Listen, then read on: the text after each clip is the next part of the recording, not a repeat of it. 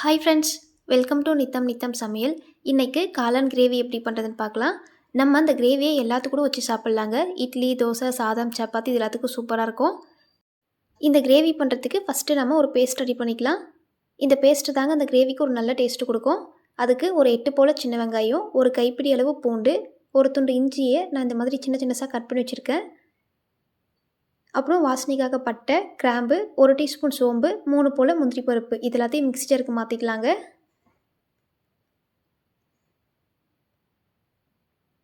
மாற்றிட்டு இது கூடவே 2 தக்காளி சேர்த்துக்கலாம். ஒரு கைப்பிடி போல் கொத்தமல்லியில் சேர்த்துக்கலாம்.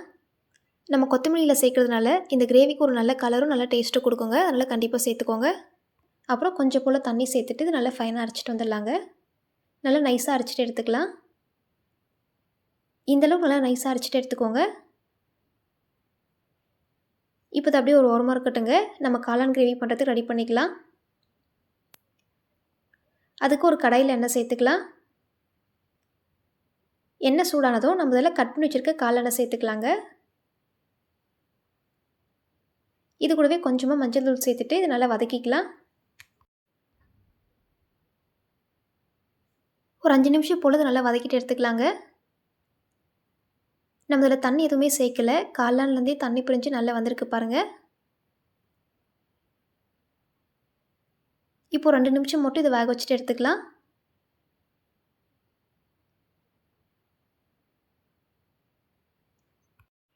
காளான் இந்த அளவுக்கு வதங்கி வந்தால் போதுங்க. ஒரு பாதி அளவுக்கு மட்டும் வெந்தால் போதும். இப்போ ஸ்டவ் ஆஃப் பண்ணிடலாங்க.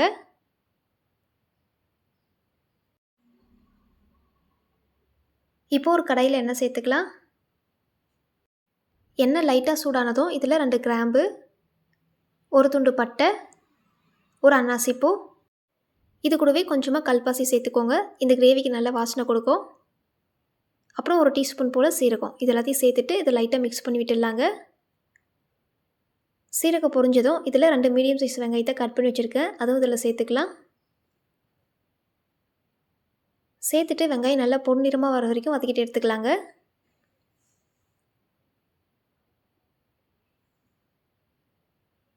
இப்போ பாருங்கள், வெங்காயம் ஓரளவுக்கு வதங்கி வந்திருக்கு. நம்ம இதை இன்னும் 2 நிமிஷம் போல் நல்லா வதக்கிட்டு எடுத்துக்கலாம். நம்ம வெங்காயம் நல்லா செவந்து வர வரைக்கும் வதக்கிக்கலாம். வெங்காயத்தை நல்லா வதக்கும்போது இந்த கிரேவிக்கு நல்ல டேஸ்ட்டு கொடுக்குங்க. இப்போ பாருங்கள், வெங்காயம் நல்லா வதங்கி வந்திருக்கு. இந்த அளவுக்கு நல்லா வதக்கிட்டு எடுத்துக்கலாங்க. இந்த ஸ்டேஜில் இந்த கிரேவிக்கு தேவையான மசாலா எல்லாத்தையும் சேர்த்துக்கலாம். 1 டீஸ்பூன் குழம்பு மிளகாய் தூள், 1 டீஸ்பூன் தனி மிளகாய் தூள், 2 டீஸ்பூன் மல்லித்தூள், 1 டீஸ்பூன் சிக்கன் மசாலா அப்படி இல்லை கரம் மசாலா எது வேணாலும் சேர்த்துக்கலாம். 1 டீஸ்பூன் சீரகத்தூள், 1 டீஸ்பூன் மிளகுத்தூள், 1/4 டீஸ்பூன் மஞ்சள் தூள், அப்புறம் இது கூடவே கொஞ்சமாக கறிவேப்பிலையும் சேர்த்துக்கலாங்க. சேர்த்துட்டு இதை நல்லா வதக்கிக்கலாம். மசாலாவோட பச்சை வாசனை போகிற வரைக்கும் நல்லா வதக்கிட்டு எடுத்துக்கலாங்க.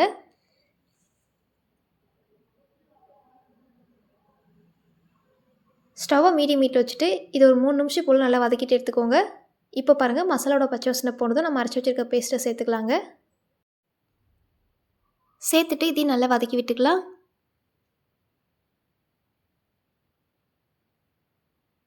இந்த பேஸ்ட்டோட பச்சை வாசனை போகிற வரைக்கும் நல்லா வதக்கிட்டு எடுத்துக்கலாங்க.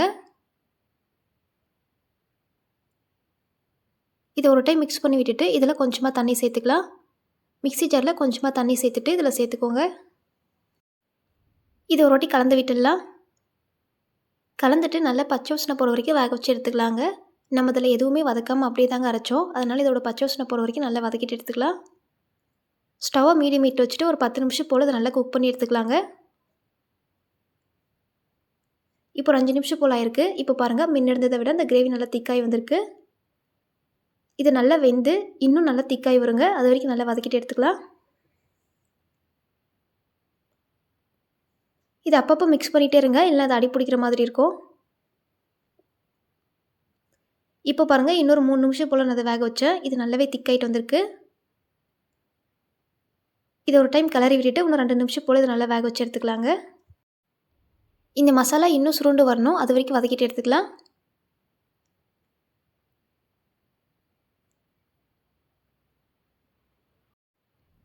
இந்த மசாலா எல்லாம் நல்லா வெந்து இன்னும் சுருண்டு வரப்போ இந்த கிரேவிக்கு நல்ல ஒரு டேஸ்ட் கொடுக்கும். இந்த ஸ்டேஜில் ஸ்டவ்வை சிம்மில் வச்சுட்டு 2 நிமிஷம் போல் நல்லா வேக வச்சு எடுத்துக்கலாம்.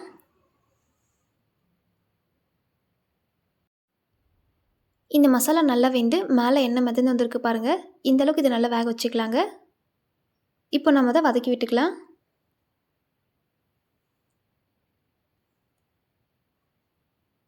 நம்ம சேர்த்த பேஸ்ட்டு நல்லா வெந்து இந்தளவுக்கு திக்காயிருக்கு பாருங்கள்.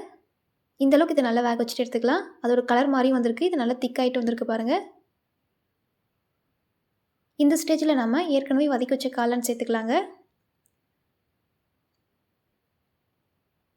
இது கூடவே ஒரு டம்ளர் தண்ணி சேர்த்துக்கலாம்.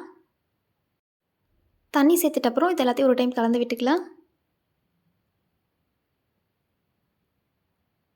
இதை கலந்து விட்டுட்டு நமக்கு தண்ணி எவ்வளோ வேணுமோ அந்தளவுக்கு சேர்த்துக்கலாங்க. நான் இதில் இன்னொரு பாதி கிளாஸ் போல் தண்ணி சேர்த்துக்கிறேன்.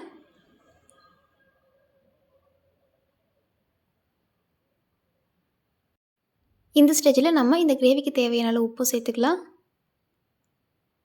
சேர்த்துட்டு இது நல்லா ஒரு வாட்டி மிக்ஸ் பண்ணி விட்டுருங்க.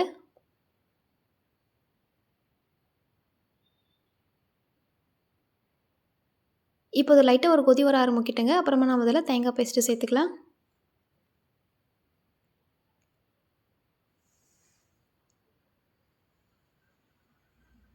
இப்போ பாருங்கள், இது லைட்டாக கொதி வர ஆரம்பிச்சிருக்கு.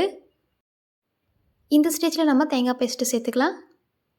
தேங்காய் பேஸ்ட் அதிகமாக சேர்க்க வேணாம். 1/4 மூடி தேங்காவை மட்டும் மிக்ஸி ஜாருக்கு மாற்றிட்டு கொஞ்சமாக தண்ணி சேர்த்து நல்லா அரைச்சிட்டு சேர்த்துக்கலாம். நல்லா நைஸாக அரைச்சிட்டு சேர்த்துக்கோங்க. சேர்த்துட்டு இதையும் நல்லா மிக்ஸ் பண்ணி விட்டுக்கலாம். இந்த கிரேவியோட திக்னஸ் இந்த அளவுக்கு இருக்கிற மாதிரி பார்த்துக்கோங்க. இந்த கிரேவி நல்லா வெந்து எண்ணெய் பிரிஞ்சு வரும். அது வரைக்கும் வேக வச்சுட்டு எடுத்துக்கலாம்.